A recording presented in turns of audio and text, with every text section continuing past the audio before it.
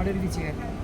അത്രയും ഞാൻ ആഗ്രഹിക്കുന്നത്. അതുകൊണ്ട് എല്ലാവർക്കും, നിങ്ങളുടെ വീട്ടിലുള്ള അച്ഛനമ്മമാർക്കും മക്കൾക്കും, ഭാര്യയാണെങ്കിൽ ഇത് കേട്ടോണ്ട് കുറേ പുരുഷന്മാരാണ്, ഭാര്യയാണെങ്കിൽ ഞാൻ ഒന്നേ പറയണുള്ളൂ, നമ്മുടെ പുരുഷന്മാരുണ്ടല്ലോ പാവങ്ങളാണ്, സ്നേഹിച്ചാൽ മതി, അവർ നമ്മുടെ കൂടെ നിൽക്കും. ഇത്രയും എനിക്ക് പറയാനുണ്ട്. ഓക്കെ അല്ലേ? ചേച്ചി ഒരു കാര്യം കൂടി ഉണ്ട്. ഞാൻ ബിഗ് ബോസ് കുറേ വിളിച്ചിട്ടുണ്ട്, ഞാൻ പോകുന്നില്ല. എനിക്ക് എൻ്റെ കുടുംബമാണ്, എനിക്ക് ഒരു നേരം പോലെ അവർക്ക് ചിന്തിക്കാൻ പറ്റില്ല.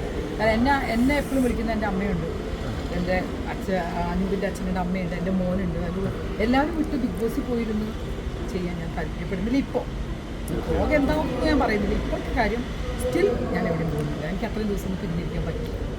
അതുപോലെ കുടുംബത്തെ സ്നേഹിക്കുന്ന ഒരാളാണ് ഞാൻ. അതുകൊണ്ടാണ് കാണാറുണ്ടല്ലോ. എൻ്റെ മോളെ എവിടെ നിന്ന് കാണാം.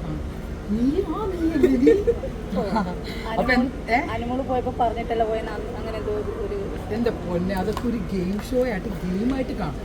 പല സംഭവങ്ങളായി നടക്കും. നമ്മളതെല്ലാം എന്ത് കാണാം, ഗെയിമായിട്ട് മാത്രമേ എടുക്കുക അല്ലേ? എനിക്ക് അതും കണ്ടിരിക്കുകയാണ്. സത്യം പറഞ്ഞ സത്യത്തിന് നേരം ഞാൻ എൻ്റെ ജോലി, എൻ്റെ വീട്, എൻ്റെ കാര്യങ്ങളായിട്ട് ഞാൻ നടക്കുന്ന ഒരാളാണ്. അപ്പോൾ നിങ്ങൾ ഇത്രയും കിട്ടിയപ്പോൾ നിങ്ങളോടൊരു സ്നേഹം പങ്കുവയ്ക്കുക. കുറച്ച് നമ്മൾ പറയുന്ന എന്തെങ്കിലും സത്യമായ സ്വന്തമായ കാര്യങ്ങളുണ്ടോ, ജനങ്ങളോ നമ്മുടെ മക്കളോ ഭാര്യമാരോ ഒക്കെ ഒന്ന് ഏറ്റെടുക്കുക. പുരുഷന്മാരായ നിങ്ങളോടും പറയുന്നുണ്ട്, ഭാര്യമാരെ നിങ്ങളും അതുപോലെ തന്നെ സ്നേഹിച്ചാൽ മതി. നിങ്ങളും നിങ്ങളൊപ്പം തന്നെ കട്ടക്കി കേട്ടോ. ഓക്കെ അല്ലേ? എനിക്ക് ബിഗ് ബോസ് സത്യം പറയാൻ ആരെയും കാണുന്നില്ല. അതിൻ്റെ ഇഷ്ടങ്ങളൊന്നും എനിക്കറിയില്ല. ഞാൻ അതിന് എനിക്ക് ഏറ്റവും ഇഷ്ടം എൻ്റെ ലാലേട്ടനാണ്. ബിഗ് ബോസിലെ ഇഷ്ടം എനിക്ക് ഇഷ്ടമുള്ളത്. ബാക്കിയൊന്നും ഞാൻ നോക്കുന്നില്ല. സത്യം പറഞ്ഞാൽ അദ്ദേഹത്തിന് മോഹം കാണാൻ വേണ്ടി ഇറക്കിയ ബിഗ് ബോസ് ചെയ്യാൻ വെക്കാറുണ്ട്. അതായത് ഫുള്ള് ഇരുന്ന് കാണാൻ എനിക്ക് സമയം.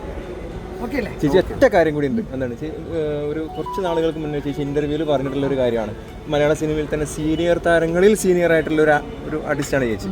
അപ്പോൾ ഇങ്ങനെ ഇപ്പം ഒരു അവസരം വന്നിട്ട് വിളിക്കുന്ന സമയത്തൊക്കെ ഇങ്ങനെ അഡ്ജസ്റ്റ്മെന്റ് എന്നൊക്കെ പറഞ്ഞിട്ട് അങ്ങനെ, അതായത് അതെ സിനിമ ചേച്ചി തന്നെ പറഞ്ഞിട്ടുണ്ട്. സിനിമ എന്ന് പറയുന്ന ഒരു ജോലിയുണ്ട്. ഞാനൊക്കെ ചെയ്യുന്ന തൊഴിലാണ്.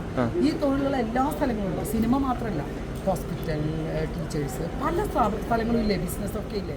എന്ത് അഡ്ജസ്റ്റ്മെന്റ് ഒരു സീരീസ് ഇപ്പോഴും നിങ്ങളുടെ മനസ്സിലുണ്ടെങ്കിൽ ഞാൻ കയറും. അതാണ്. അല്ലാതെ ഒരു നമ്മുടെ ജീവിതം നഷ്ടപ്പെടുത്തിക്കൊണ്ട് നമ്മളൊന്നും നേടാൻ ആഗ്രഹിക്കുന്നില്ല. പ്രത്യേകിച്ച് ഞാൻ ചേച്ചി ആ ഇന്റർവ്യൂവിൽ പറഞ്ഞ പോലെ തന്നെ ആ വാക്ക് പറയണല്ലേ, ഒരിക്കലും എന്നെ കിട്ടൂല അങ്ങനെ. പണ്ട് അതെല്ലാം എൻ്റെ അടുത്ത സുഹൃത്തുക്കൾ എന്നെ അറിയുന്ന എല്ലാവർക്കും അറിയാം. ഇത് നമ്മൾ അങ്ങനെയല്ല പറയണത്. നമുക്ക് അങ്ങനെ ഒരു അഡ്ജസ്റ്റ്മെന്റ് ചെയ്തിട്ടുള്ള ഒരു വാക്കും വേണ്ട. അത് നമ്മുടെ നിലപാട്, എൻ്റെ നിലപാട്. പിന്നെ എന്തെങ്കിലും ഒരു പ്രശ്നം വന്നു കഴിഞ്ഞാൽ അത് വിത്തിൻ ആ സ്പോട്ടിൽ പ്രതികരിക്കാൻ നമ്മൾ പഠിക്കണം. അല്ലാതെ ഒരു മാസം ഒരു കൊല്ലം കഴിഞ്ഞിട്ട് അവരെന്നെ പീഡിപ്പിച്ചു അവളുടെ ആ കാരണക്കുട്ടിക്കാണ് ആദ്യം കൊടുക്കേണ്ടത്. ഞാനത് പറയുള്ളൂ. കാരണം അവർക്ക് പേരൻസ് ഇല്ലേ. ഈ പെൺകുട്ടിനെ തനിച്ചു വിടുമ്പോൾ എൻ്റെ പേരൻസ് എന്താ അന്വേഷിക്കട്ടെ? ഒരു കൊല്ലം കഴിഞ്ഞിട്ടാണ് പേരൻസ് അന്വേഷിക്കുന്നത്, അല്ലല്ലോ. അപ്പോൾ നമ്മൾ എന്താ ചെയ്യേണ്ടത്? ഒരു കൊല്ലം കഴിഞ്ഞ് ഇതുപോലെ വരുമ്പോൾ ഈ നമ്പർ എന്ന് പറഞ്ഞാൽ, നമ്മളിപ്പോൾ ഒരാളെ വിളിക്കുമ്പോൾ ഒരു ഫോൺ നമ്പർ ആണുങ്ങൾക്ക് കിട്ടിയിട്ടാണല്ലോ നിങ്ങൾ വിളിക്കുന്ന ഒരു പെണ്ണിനെ. നമ്പർ മോളിൽ നിന്ന് പൊട്ടി വീഴല്ലോ. ഈ കുട്ടി കൊടുക്കുന്ന നമ്പർ ആയിരിക്കില്ലേ? എന്തിനും ഒരു കൊല്ലത്തോളം എന്തിനകത്ത് വളർത്തി വലുതാക്കി? നമുക്ക് വേണ്ടാന്ന് തോന്നുന്നു നമ്മൾ ആ സ്പോട്ടിൽ തീർക്കാൻ പഠിക്കണം. ഒരു നെഗറ്റീവ് എനിക്കില്ലല്ലോ. ഞാൻ വേടനല്ല, ഏതൊരാളാണെങ്കിലും ഒരു സ്ത്രീയെ 5 തവണ ബലാത്സംഗം ചെയ്യാൻ പറ്റുമോ? ഞാനൊരു സ്ത്രീയാണ്, ഒരു തവണ ബലാത്സംഗം ചെയ്യും. ബാക്കി 4 തവണയും ബലാത്സംഗം ചെയ്യാൻ പറ്റില്ല. ആരാ പറഞ്ഞത്? ഞാൻ വേടനല്ല, ഏത് പ്രശ്നവും ഞാൻ അവരെ സപ്പോർട്ട് ചെയ്യും. അങ്ങനത്തെ ബലാത്സംഗം ഇല്ല. അതൊക്കെ എന്താ പറയുക, പറഞ്ഞിട്ട് ഇപ്പം എന്താ കേസ് എവിടെ? വേടൻ ഇപ്പോൾ ബാക്കി വന്നില്ല. സ്റ്റേജിൽ ഇഷ്ടം പോലെ ഓഡിയൻസ് അവാർഡ് കിട്ടിയില്ലേ? അതൊക്കെ കഴിവല്ലേ? അത് ഒരു എന്താ പറയുക, ഒരു സാധാരണ ഒരു മനുഷ്യൻ, ഒരു പാവ ഒരു അച്ഛനും അമ്മയൊക്കെ ഉള്ള ഒരു മനുഷ്യനാണ് വേടൻ.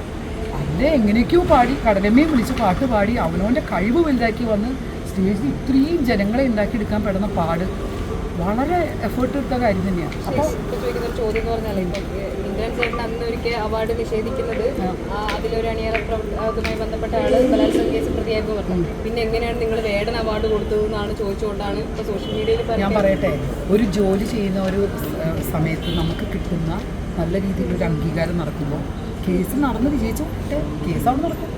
അതിപ്പോൾ എന്താണ് അവാർഡ് കിട്ടുന്നത് തീരുമാനിക്കുന്ന ജൂറിയങ്ങൾ കൊടുക്കാൻ മേടിക്കുക. കേസ് വരുമ്പോഴല്ലേ അത് അവർ ഫേസ് ചെയ്തിട്ടുണ്ടെങ്കിൽ, ഞാൻ പറഞ്ഞില്ലേ ആ പറഞ്ഞ നിലപാടിൽ നിങ്ങൾ കോടതി പറഞ്ഞല്ലോ ഒരു സ്ത്രീയെ ഒരിക്കലും 5 തവണ ബലാത്സംഗം ചെയ്യാൻ പറ്റില്ലെന്ന് കോടതി പറഞ്ഞിട്ടില്ല. നിങ്ങൾ കേട്ടതല്ലേ അതൊക്കെ? അപ്പോൾ പിന്നെ അതിനെന്താ അർത്ഥമുള്ളത്? ഇനി ഒരു തവണ നമുക്ക് ഇഷ്ടപ്പെടാത്ത ഒരു പുരുഷൻ തൊട്ടാൽ നമുക്ക് നോക്കിയാൽ ഒറ്റ നോട്ടത്തിലറിയാം ഒരു പുരുഷൻ ഏത് രീതിയിലാണ് ഒരു പെണ്ണിനെ നോക്കണേന്നുള്ളത് ഇല്ലേ? ഇന്നത്തെ കുട്ടികൾക്ക് പറഞ്ഞു കൊടുക്കേണ്ട കാര്യമില്ല. കാരണം നമ്മളൊക്കെ, ഞാനൊക്കെ ജനിക്കുന്നതിന് സമയത്ത് പഠിച്ചതല്ല ഇപ്പോഴത്തെ കുട്ടികൾ പഠിക്കുന്നത്. മൊബൈൽ ഫുള്ളുണ്ട്, എന്തൊക്കെ വേണം അതെല്ലാം മൊബൈലിനകത്തുണ്ട്. അറിയാൻ പാടില്ല എന്നുള്ളത് ശുദ്ധ നുണയല്ലേ? ഏത് കുട്ടികൾക്ക് എന്താ അറിയാൻ പാടില്ല?